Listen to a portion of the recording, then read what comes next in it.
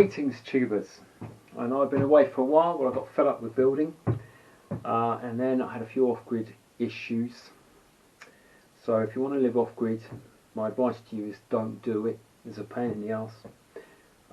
So today I'm going to show you a little project that I've been working on, and it's a battery charger for charging nickel-iron batteries. Now, nickel-iron batteries are not very popular, and therefore the market is empty and devoid of anything useful, so you have to make your own chargers, or you have to buy them from China, and they invariably don't last very long. So today I'm putting together a transformer, and I'll show you what I've done, and hopefully tomorrow I'm going to plug it in and cross my fingers. So here it is. Let me point this downwards.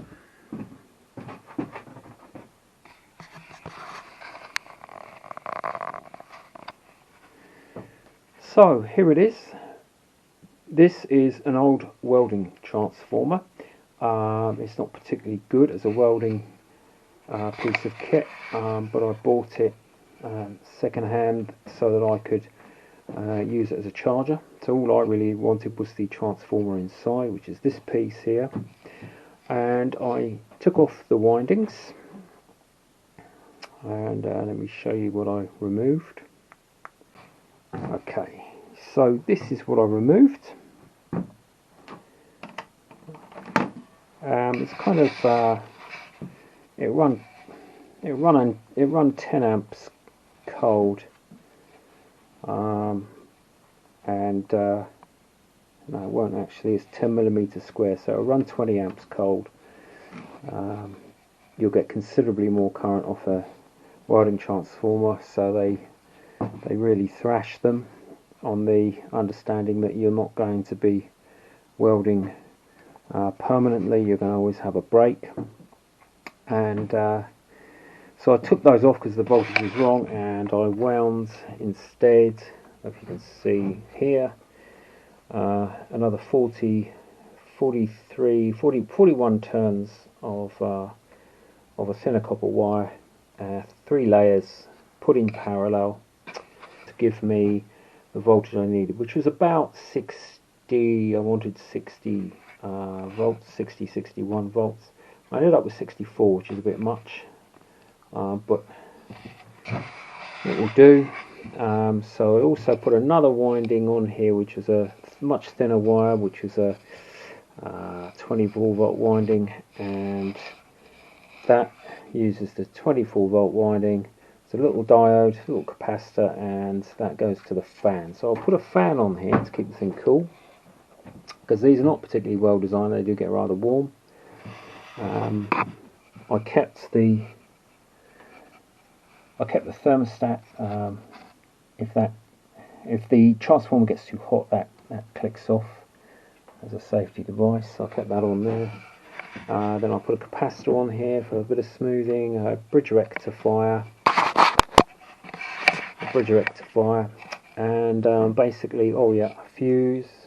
You need fuse, a 35 amp fuse, 35 amp bridge rectifier, and then out of here we get 64 volts, I think. We'll just try that, and let's switch it on. 62 volts, that's quite good. 60, that would be. Now this, that's not bad. Now this is a booster. This is a switch mode booster. It takes a 60 volt input or less, so I'm kind of overpowering it a little bit. Hope it doesn't blow up on me. And then it puts out anything up to, I don't know now, 70, 80 volts or something like that. So it boosts, and the current goes, the voltage goes up, the current goes down. So what I've got at the moment is I've got let's see, 220 ohm resistors in parallel. That's 11 ohms, and about, I don't know what it is now, Let's see what the output I want is around 64 volts. There we go, 64 volts will do. And hopefully, unlike the transformer, when I load it, the 64 volts will stay at about 64 volts. So let's load this baby up. 64 volts, and the reason it goes up and down again is because the booster is cheap. That's the thing with switch mode. It can be all over the place. So there we have a battery charger. We'll put out 64 volts, and hopefully the current limiting works. I think the current is set to limit at 6 amps at the moment. I'm going to turn that up to 10. That's this little potentiometer here, and really that's taken me about a week to put together. As I say, an old Weldon transformer. Now the nice thing about this technology is it's kind of 1940s technology. It doesn't break, well, not too easily anyway. If I overload it, then it will start humming. If I overload it some more, it will start buzzing and making a right rackety noise. And if I keep going, then it will start bouncing all over the desk, and then it will start smoking. And basically, you know something's wrong. So you've got plenty of time to switch it off. Whereas things like this technology here, this technology is completely silent, never gives you any indication anything's wrong, and then suddenly it goes ping, and that's it. You've blown it and you didn't know. But hopefully, together with this, which is ultra reliable, and this, which actually won't take much power, although it transfers maybe 10 amps across, these things have been quite reliable. I hope to be able to charge my batteries at 60 to 66 volts roughly, and that will, the faster I can charge the batteries, then the less diesel I use during the winter. So the next step is to put this baby on the batteries and watch the mushroom cloud.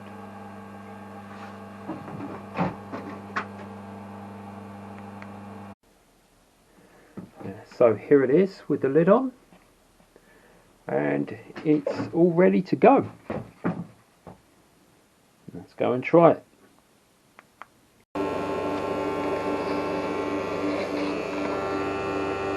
Greetings, tubers. Here's an update on the power supply, the battery charger. So here it is, running. There's a booster I found. I stuck that on there. Gives me a nice DC 64, 65 volt output, whatever I set it to. It's got a current limiter on it as well. I built this yesterday as a soft start module, just so that the booster doesn't get a short circuit and try and cut out when it first connects. Here's one that I did last year, which just proved to be very reliable, same setup.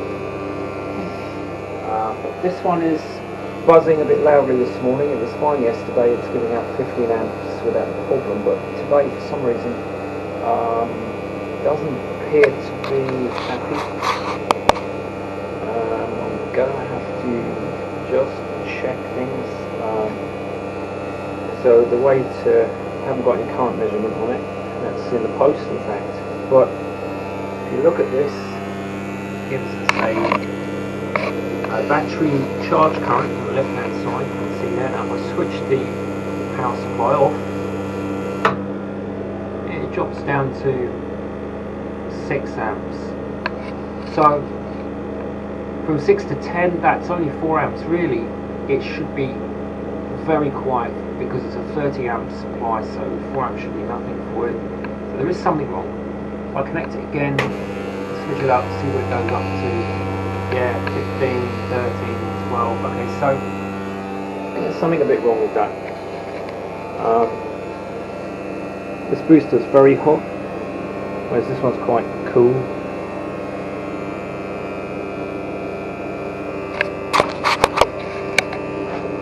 that heatsink is warmish. That one's got a fan, so you can't really compare them. So yeah, and looks like this is under a bit more stress. I can measure the voltage here, and the voltage is 40 volts, 39 to 40 volts. Whereas if I measure this one,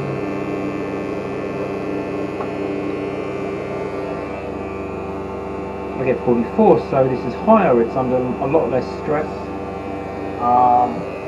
They should be about the same, within a volt. I wound them to be very close anyway. So, and the other thing is the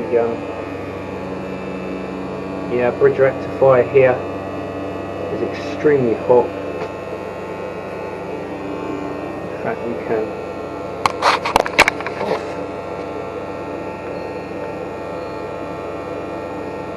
yeah, there we go. 78. Now that's 78 on the outside of the case. It'll be considerably hotter on the inside.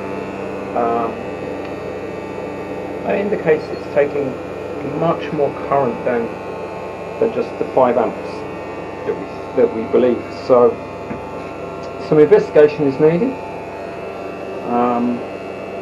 So I'm not sure whether I'm going to use it for the moment or switch it off. But we're almost there, I think.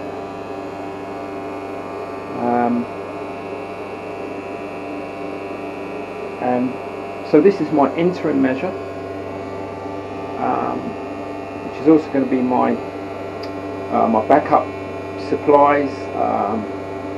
So I want to get this working, and that's it. The computer decided there's plenty of charge in the batteries now. There's new batteries. Oh, aren't they lovely? Yeah, aren't they lovely? If you want to have a look at the computer as well. This is it. This is the hub, and there it is. Little Arduino, complete with stack overruns and all sorts of rubbish. Yeah, so that's what controls this lot. So I hope you find that reasonably interesting. I shall come back and give you an update when I've had a look at this and found out what the problem is. So see you shortly.